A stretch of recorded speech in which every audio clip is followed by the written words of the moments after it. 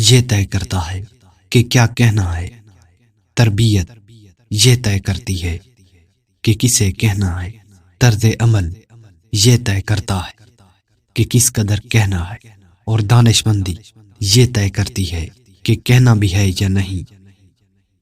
جب آپ کھلونوں سے کھیلنا ترک کرتے ہیں تب زندگی آپ سے کھیلنا شروع کر دیتی ہے۔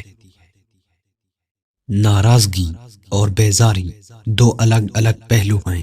کسی کو منانے سے پہلے یہ دیکھ لیا کریں کہ وہ ناراض ہے یا بیزار۔ زندگی میں کافی ٹھوکریں ملتی ہیں، لیکن زندگی میں اپنے پیروں پہ اٹھ کھڑے ہونے کا فیصلہ ہمارا اپنا ہوتا ہے۔ وہ اللہ ہی تو ہے جو دل کی خاموشی کو بھی سمجھ لیتا ہے۔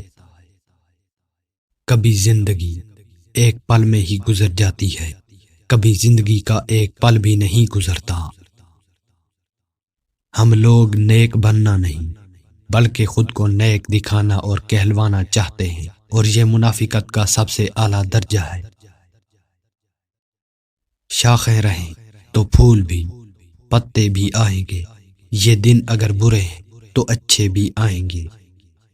انسان کسی دوسرے کے لیے کچھ نہیں کر سکتا سوائے اس کا حوصلہ بڑھانے کے۔ یقین کریں بہت طاقت ہے اس ایک جملے میں۔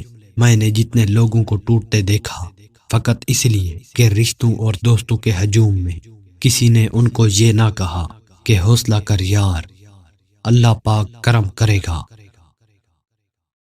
وہ عطا کرنے پر آ جائے تو مانگنے کا بھی طریقہ سکھا دیتا ہے۔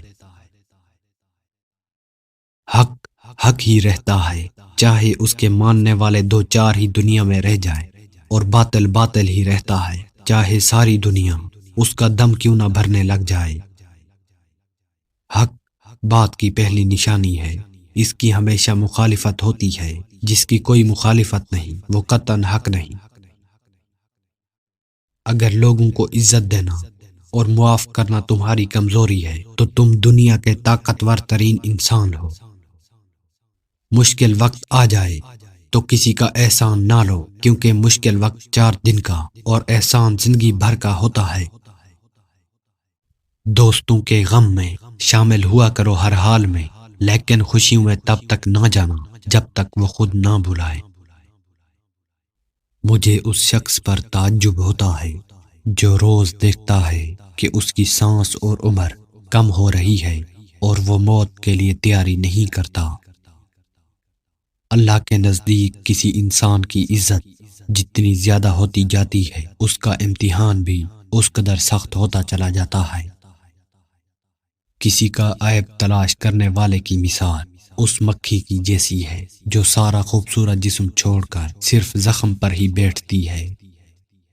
مجھے جنت سے زیادہ مسجد میں بیٹھنا اچھا لگتا ہے، کیونکہ جنت میں میرا نفس خوش ہوگا جبکہ مسجد میں میرا رب خوش ہوگا۔ جس نے تجھے تیرے عیب بتائے، اگر تجھے عقل ہو تو بے شک اس نے تجھ پر احسان کی انتہا کر دی۔ رزق کے پیچھے اپنی عزت کا سودا مت کرو، کیونکہ نصیب کا رزق انسان کو ایسے تلاش کرتا ہے جیسے مرنے والے کو موت۔ ہر عمل سوچ سمجھ کر کرو، کیونکہ ہر عمل کے اندر اس کا انجام یوں چھپا ہوتا ہے جیسے بیج کے اندر درخت۔ روشنیوں میں تو سب چلتے ہیں ساتھ مگر اندھیروں میں خدا کے سوا کون چلتا ہے۔ اللہ سے دعا مانگا کرو، دعا ہر ناممکن چیز کو ممکن بنا سکتی ہے۔ تو اس کے سامنے جھک، وہ تیرے سامنے دنیا کو جھکا دے گا۔ لوگ صرف مشورہ دیتے ہیں، ساتھ تو صرف اللہ دیتا ہے۔ انسان کا ماضی چاہے کتنے ہی گناہوں سے بھرا ہو، اس کا مستقبل ابھی بالکل پاک ہے۔ خدا توبہ کو پسند کرتا ہے۔ لوگ جو کہتے ہیں انہیں کہنے دو، آپ کیا ہو، کیسے ہو، یہ اللہ کی ذات جانتی ہے۔ اگر تمہیں سجدے کی توفیق مل رہی ہے تو تم سے زیادہ امیر کوئی شخص نہیں۔ اللہ نہ جلدی کرتا ہے نہ دیر کرتا ہے، جو بھی کرتا ہے صحیح وقت پر کرتا ہے۔ خدا تم پہ رحم کرتا ہے ہر شخص کی اصلیت دکھا کر، مگر مسئلہ یہ ہے کہ تم خود پر